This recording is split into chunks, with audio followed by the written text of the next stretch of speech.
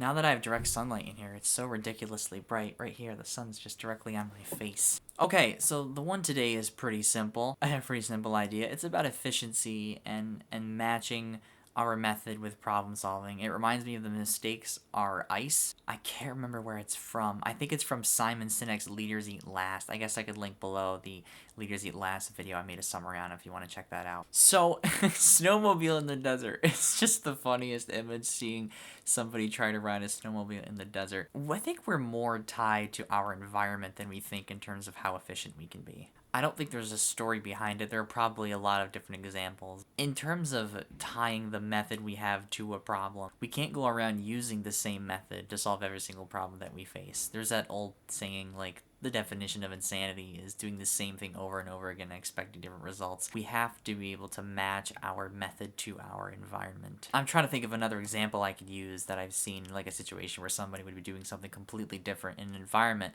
that suits something otherwise. So here's a recent example of something funny. So I watched a video through the Nerdfighter scavenger hunt right now about this zookeeper that was trying to rake leaves into baskets with live baby pandas in the environment while she was trying to do this. The only issue with this method was she only had one basket to start, so every time she raked a pile of leaves, she had to prevent 2 different baby pandas from taking the basket and tipping them over and jumping and playing in the basket. Eventually, she finds a solution, but after all the struggle in trying to do this, she realizes that having more than one object for the pandas to play with while she even attempts to rake, because the pandas both play with the rake and they play with the basket. So not the best parallel example for that, but a pretty close one in terms of the lesson. Often the solutions that we have for situations, maybe our assumptions or expectation of what will work in those situations overpowers our ability to see more possibilities for solutions. So eventually she gets this like metal basket toy for the pandas to play with,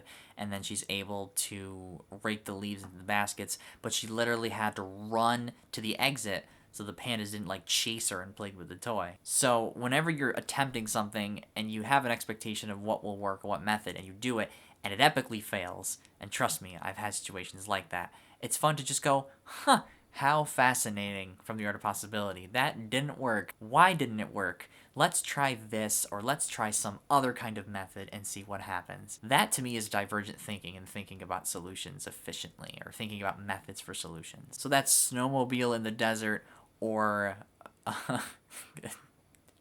using something else so baby pandas don't tip your basket of leaves over. See, it's so easy to come up with images by what people experience. As the sun shines brightly in my face, even if I lean over, and that's why I'm over in the shadow.